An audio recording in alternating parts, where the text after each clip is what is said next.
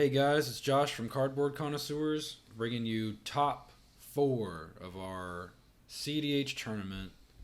It could even be a boat again. First up, we have TNT with an opening hand of Mana Confluence, Verdant Catacombs, Mana Crypt, Deathrite Shaman, Psych Rift, and Drenith. Then we have the Malcolm player, Malcolm Tana, with Wandering Archaic, Professional Facebreaker, Ancient Tomb, Lotus Petal, and Training Grounds. Pure gas. Then we have our Kalia player with the Godless Shrine, Toxic Deluge, Razaketh, Doom Whisperer, Dark Ritual, and Lotus Petal. And then finally, we have our Evolution player with Grand Abolisher, Delay, Mystical Tutor, Elvish Mystic, Verdant Catacombs, Arid Mesa, and a Tropical Island. I'd like to thank Game Night for hosting us and Scroll Rack for sponsoring us. Let's get into the action with my main man, Carl. Let's do it. All right. We have compared to the last game, we have absolute gas hands from basically everyone. Multiple ramp spells in every hand. Turn 1 Ristic Study from TNT. Turn 1 Malcolm from the Timor Pirates player.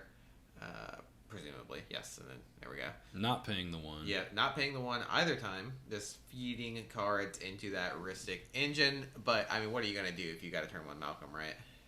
Yeah, everyone's ready to go. It's top four. Winner gets a box of Double Masters 2022, and then all other players will get 8 packs of Double Masters 2022. So 2 boxes of this Double Masters prize support going out to the top 4 here. We got a turn 1 Godless Shrine, Lotus Petal here. Just talking about how much gas they have right now, they're just like, wow. Yep. Prices are high, but we got it. Yep. Kalia, kind of sad, just with the one land. But yeah. What can you do? Sometimes people are explosive, and you are not. Mm-hmm. Yep. And then, so already 4 cards off Ristic Study. You can't complain about that. And I think the Kalia player drew Vamp Tutor for turn, which is why he did not pay the Ristic tax. I can't exactly remember or see his hand, but I'm pretty sure that's why he did not pay for the Ristic.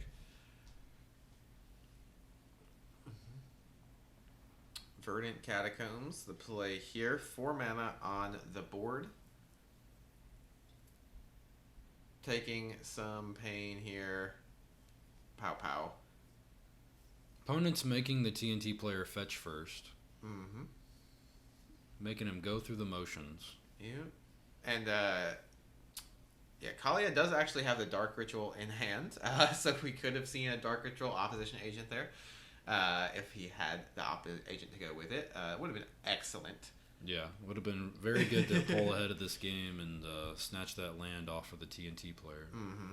Especially if you're already feeding them cards with Heuristic Study, at least locking down one of their methods of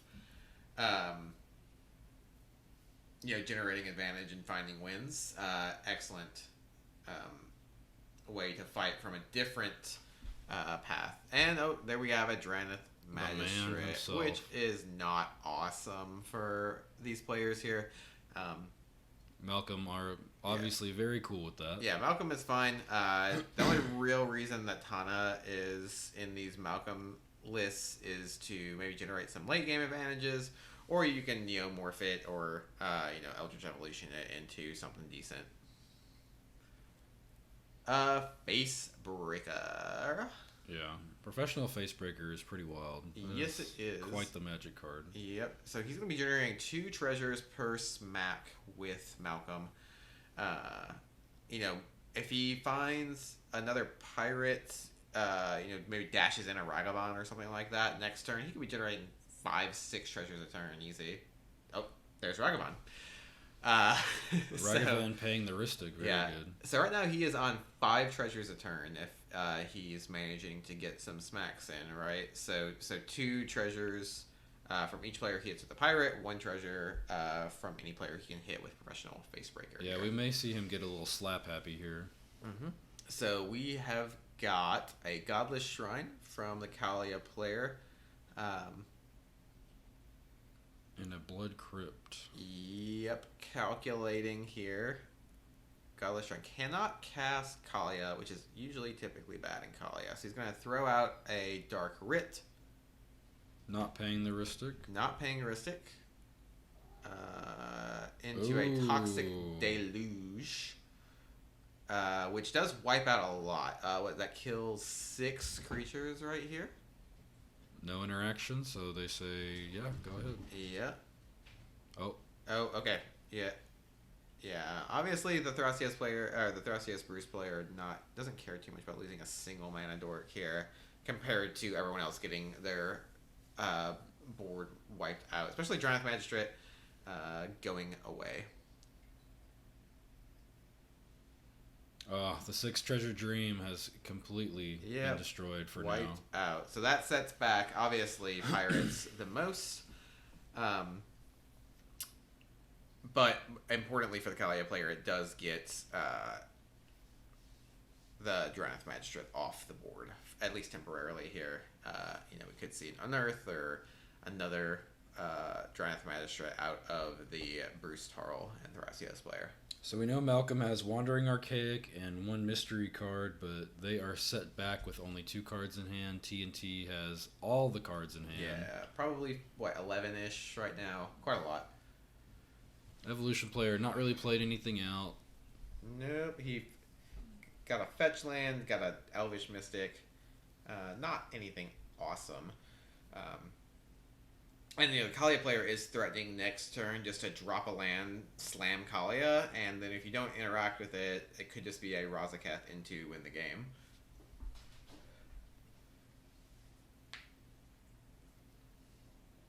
Malcolm player talking about that they feel like they have already lost the game, and it's kind of true. yeah, and a Mold of 5 getting like your entire explosive hand smashed out after you fed the Ristic player 5 cards on turn 1 is not awesome.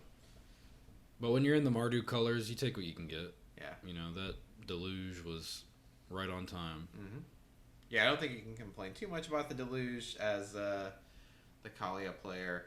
Definitely, when you're set a little bit behind by everyone else's explosive start, you just want to get Kalia out and start smacking. Try to make sure everyone's rebuilding their board so they're not holding up a bunch of mana drains or anything like that when you're going to try to cast your Kalia next turn. So got Thrasios into Mox Amber, drawing another 2 cards off Ristic Study. A big fat grip. Yep. Big fatty fat grip. All right. Safe from the Mana Crypt again. So he has got a hot 4 mana into play, probably bordering on 15 cards in his hand. Yeah. Going for maybe he doesn't have enough mana to play his cards. Play turn right here. We see a Pact in his hand. So should he go for a combo, he's got protection to back it up. Yeah. Even if he does have to go to discard, he still gets to sculpt while everybody else is just kind of looking at each other. For sure. Looks like he's got a Veil of Summer too. Ooh, yeah. So that's just a beating. A lot of gas. He's going to go ahead and fetch.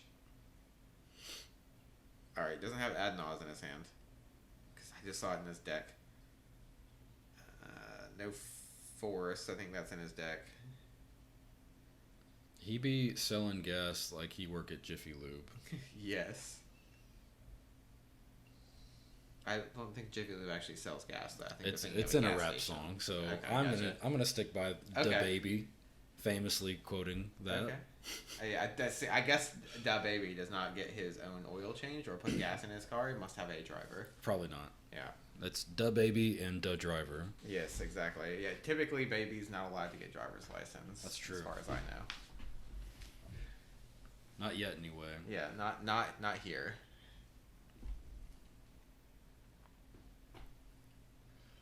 God, going first with Heuristic Study, giant grip, huge advantage. I see it, and then Lighten Tutor in his hand. Without anybody, assuming nobody has any interaction, this is going to be a shut door here pretty soon. Even if people do have interaction, he can just slam a bunch of cards and then Veil Pact. Right, yeah.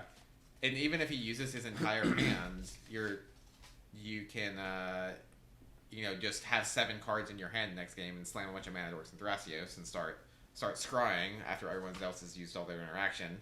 Unless anyone else can go for a win, which is probably not going to happen. The Kalia player could go for a win if they have Razkath. We know he does. The Pirates player is pretty much completely locked out of the game right now on a single colored land and an Ancient Tomb with a 5-mana Malcolm in the command zone. And every spell they play just draws you more cards with Rhystic Study.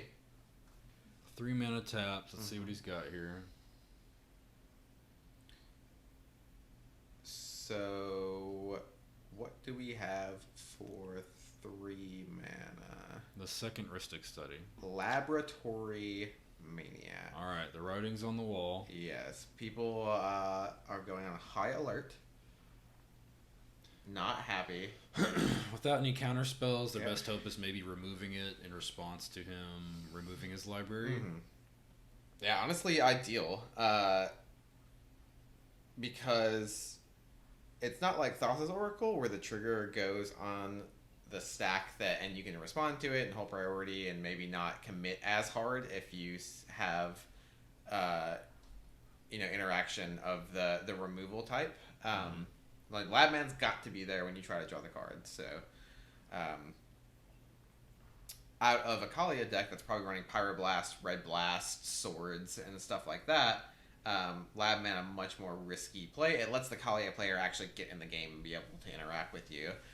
So it makes going for that like hard I'm going to win a little bit more dangerous. Although when you're discarding 4 or 5 cards to hand size at the end of your turn, you're probably not as concerned. And then also, we just saw him discard Veil of Summer. That's a red fucking flag if there ever was one. If you don't need Veil of Summer, like that hand must just be nuts. Mm-hmm. So let's see if we can survive a turn cycle here.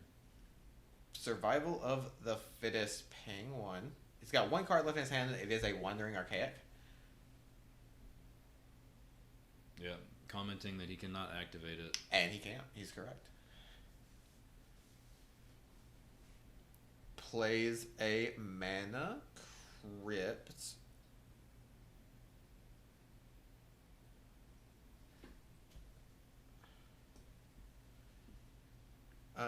Right. Thinking. Calculating. We do have the possibility of Kalia here, although that does make you go shields down. Yeah, so he knows he's under the gun. If you don't have anything, the best thing to do is bluff like you do. Mm-hmm.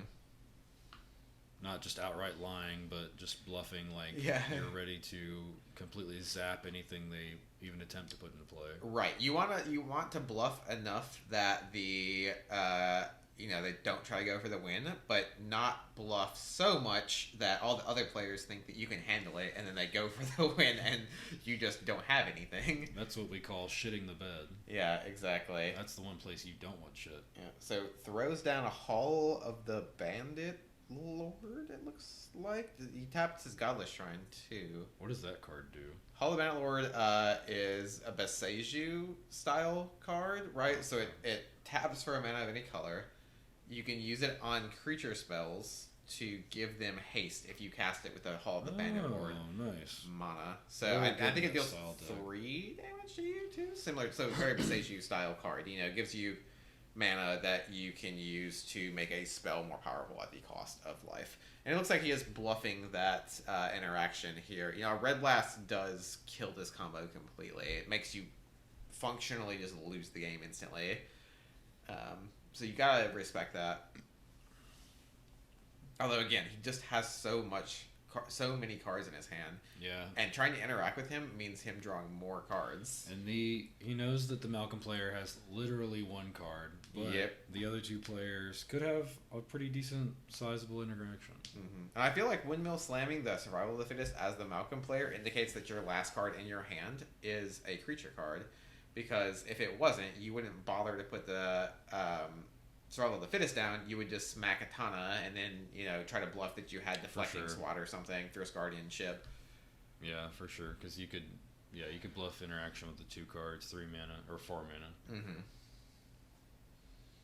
Survival of the Fittest, to me, indicates I have a creature in my hand, I can't cast it, or it's not very good here. I want to Beseiju, make green mana. He's definitely hesitant to play.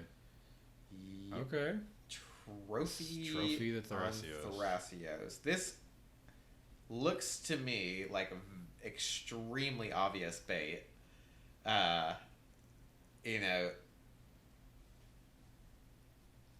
think we'll see probably an activation here, then probably let it resolve. Yeah, I mean that's probably what he wants, right? He's got 4 mana in play. Thrasios activation mean he will have the 1 mana that he can make off of a Assassin's Trophy land, which is a basic, and typically Dawnwaker Thrasios doesn't run basics. They've replaced them with the Kamigawa lands, right? So Ganjo and Beseiju and which is better to have that utility. So it does not get baited into casting the spell. I think he's going to look for a basic. I don't think he has one. He's going to go take a peek anyway. Yeah, he is definitely going to look just to be sure. You don't want to let your opponents know that for sure you don't have a basic, just in case. Timber Pirates could slam a Blood Moon on you or something like that. Kalia could take advantage of you not having basics with paths, maybe. Malcolm making the point that he has discarded the Veil, and his hand is probably the most gas. Yes. All of the gas. And I think we're about to see it, because you don't just do nothing on your upkeep, or do something on your upkeep without having a plan, right? This is either a Vamp Tutor, or a Mystical Tutor, or just a Tainted Pack to try to win with my draw step. And for those not in the know, he can remove his library on upkeep and then win the game by going to draw step via Lab Man.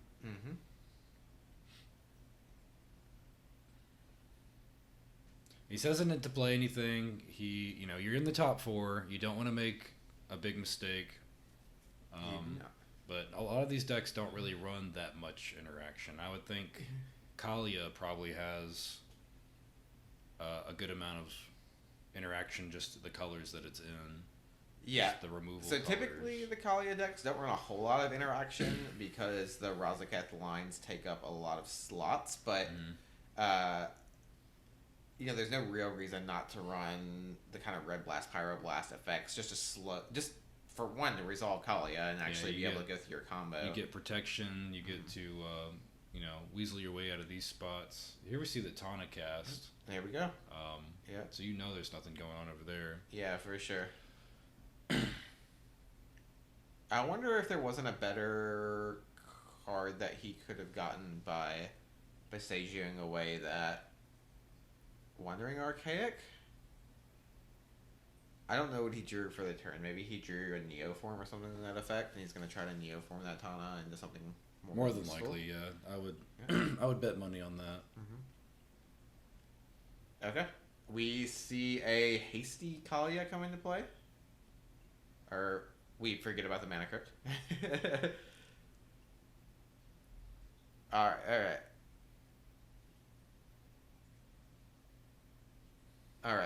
So, throwing into play Kalia here. I'd be surprised if there was a response. Yeah, people are holding mana because they know that the Timna Thrasios player is just absolutely loaded down with cards. Better to take a risk on a Kalia player who doesn't currently have a whole lot of mana. 2 colorless mana, hasn't made a land drop yet this turn.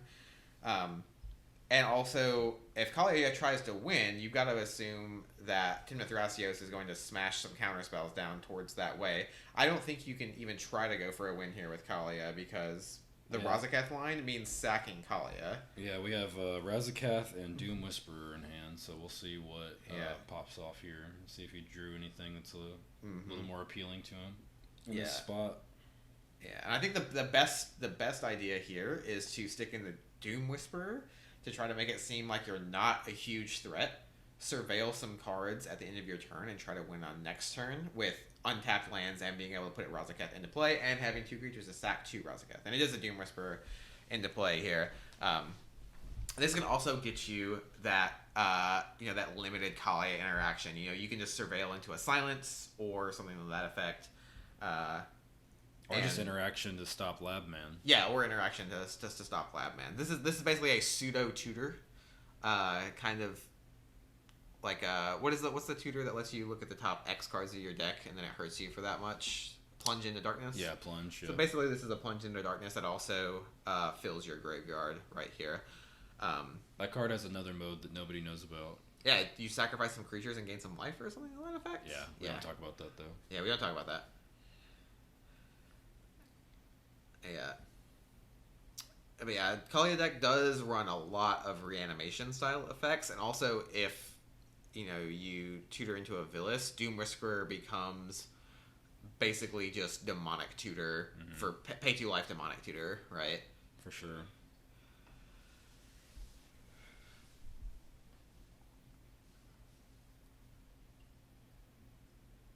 Waxing poetic about the Doomsday days. Yeah. Those were great days. They were great days. Who doesn't love Doomsday? Delicious. Especially the Doomsday pivot sideboard with Death Shadow. Mm-hmm. Quality entertainment. Absolutely.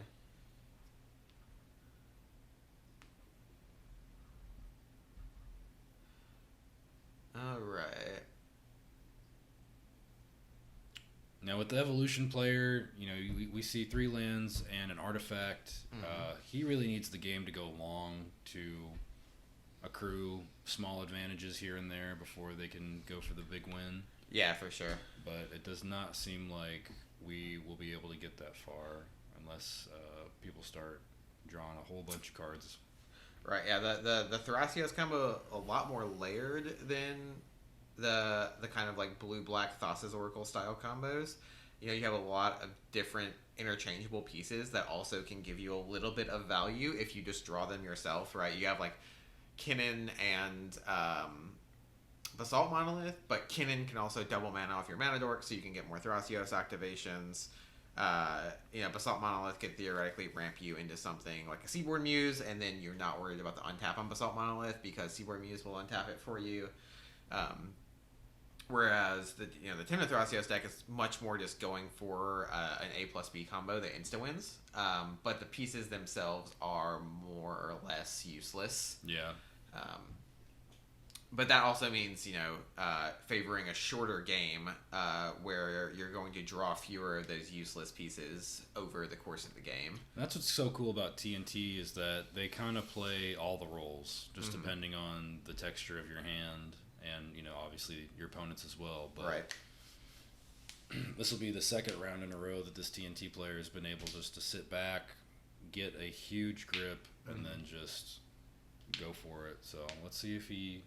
Yeah. tutor into it, or it's possible that he's had it all along, but he's waiting for the right spot because we have Kalia topped out, except for the Mana Crypt. We have Malcolm still chilling with two cards and a survival, and also tapped out.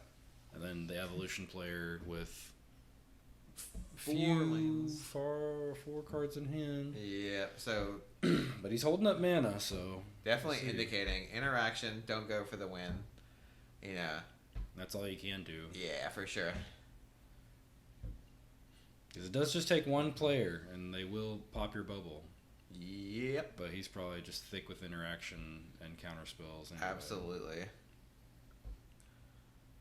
And a counter war here isn't even that bad, unless they try to go for killing your lab man after you resolve like a Tainted Pact style effect, right? Because you will still be generating card advantage off the Rhystic during a counter war.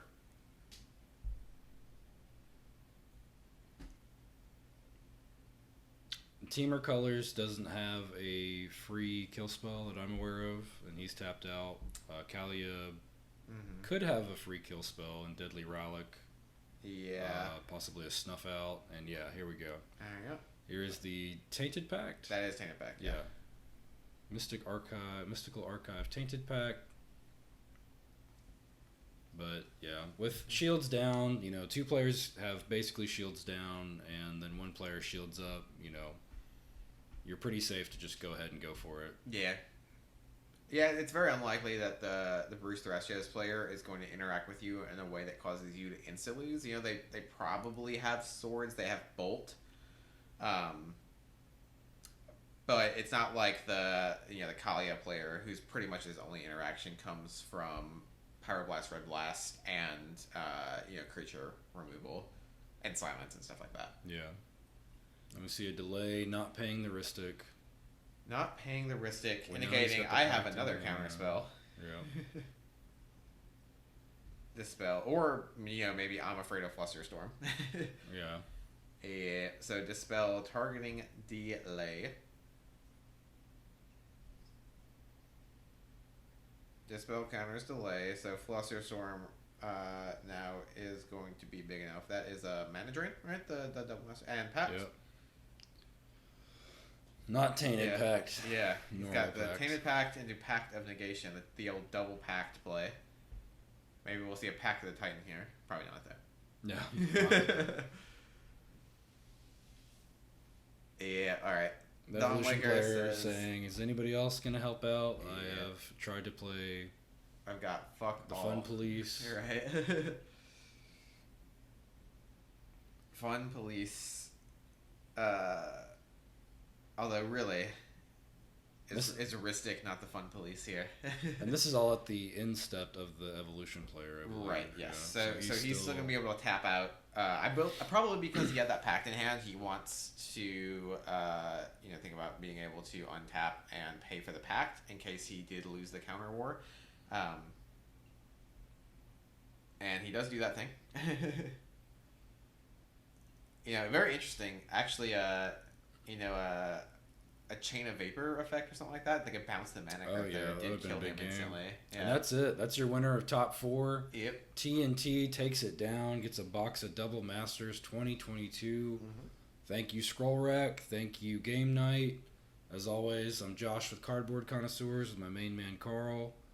Bringing you quality cEDH coverage. Hit us a like, a subscribe. Go support Scroll Rack. Anything that supports them supports us. Mm-hmm. And we will be back with more footage next month. Thank you, and God bless.